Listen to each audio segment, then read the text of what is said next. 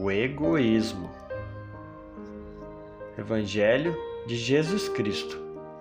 A pessoa que procura os seus próprios interesses nunca terá a vida verdadeira, mas quem esquece a si mesmo terá a vida verdadeira. O Evangelho segundo o Espiritismo. O egoísmo, chaga da humanidade, tem que desaparecer da terra. Ele é o alvo para o qual todos os verdadeiros crentes devem apontar as suas armas, dirigir suas forças, a sua coragem, pois é certo de que esse monstro devorador de todas as inteligências, esse filho do orgulho, é o causador de todas as misérias do mundo terreno. É a negação da caridade e, por conseguinte, o maior obstáculo à felicidade dos homens. Jesus vos deu o exemplo da caridade e Pôncio Pilatos o do egoísmo, pois quando o primeiro, o justo, vai percorrer as santas estações do seu martírio, o outro lava as mãos dizendo: "Que me importa?" Expulsai da terra o egoísmo, para que ela possa subir na escala dos mundos. O egoísmo é a negação da caridade. Ora, sem a caridade não haverá descanso para a sociedade humana. Digo mais, não haverá segurança. Com egoísmo e orgulho que andam de mãos dadas, a vida será sempre uma carreira em que vencerá o mais esperto, uma luta de interesses, em que se calcarão aos pés as mais santas afeições, em que nem sequer os sagrados laços da família merecerão respeito. Livro dos Espíritos. Pergunta: entre os vícios, qual que podemos considerar mais radical? O egoísmo. Dele se deriva todo o mal. Estudai todos os vícios e vereis que no fundo de todos existe o egoísmo. Quem nesta vida quiser se aproximar da perfeição moral deve extirpar do seu coração todo sentimento de egoísmo, porque o egoísmo é incompatível com a justiça, o amor e a caridade.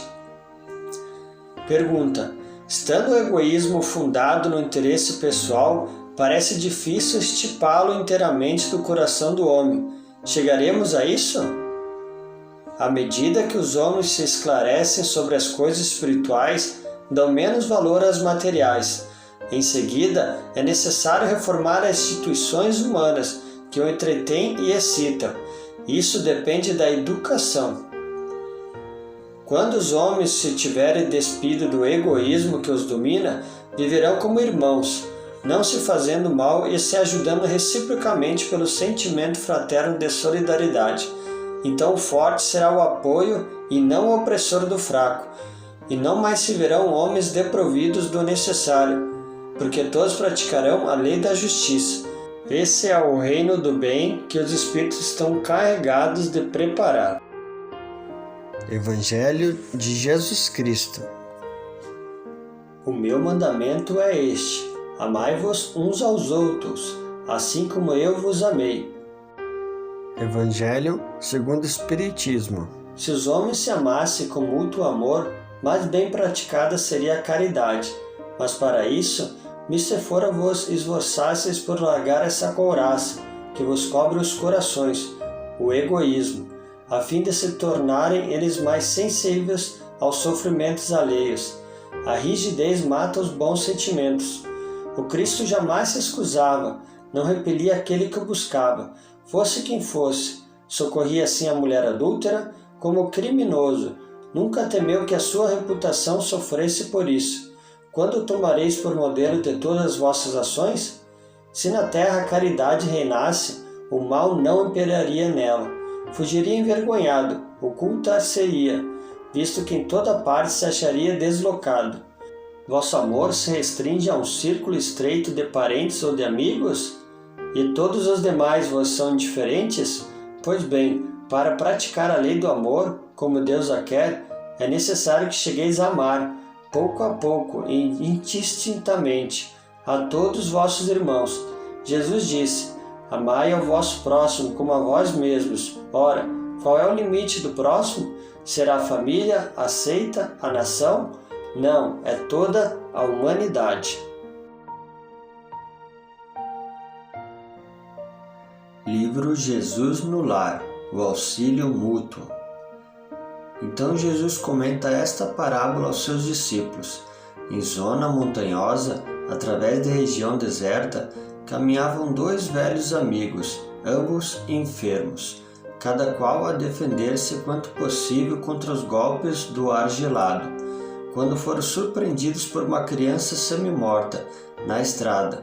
Ao saber da ventania de inverno, um deles fixou o olhar achado e clamou irritadiço: "Não perderei tempo.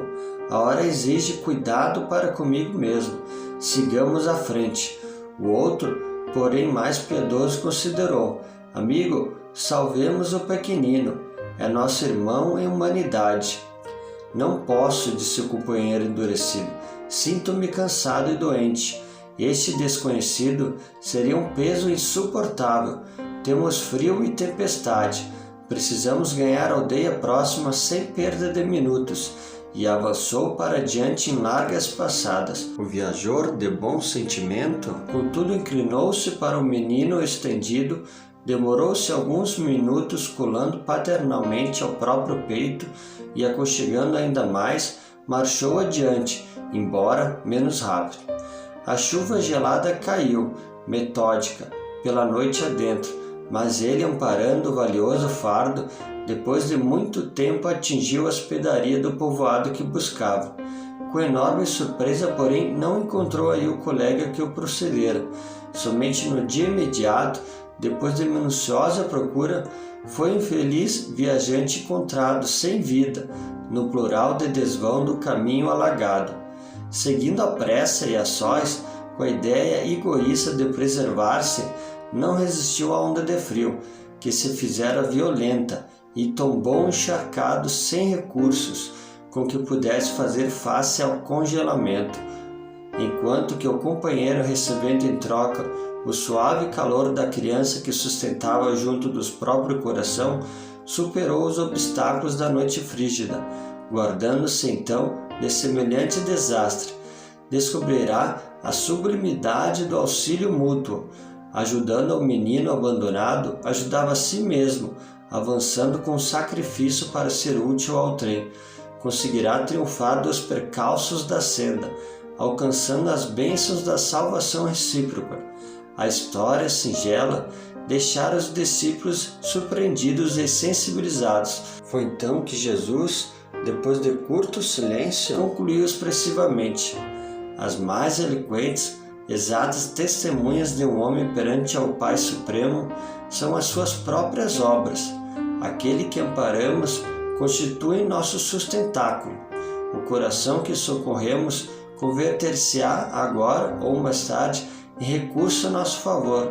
Ninguém duvide, um homem sozinho é simplesmente um adorno vivo da solidão, mas aquele que coopera em benefício do próximo é credor do auxílio comum. Ajudando, seremos ajudados. Dando, receberemos. Esta é a lei divina."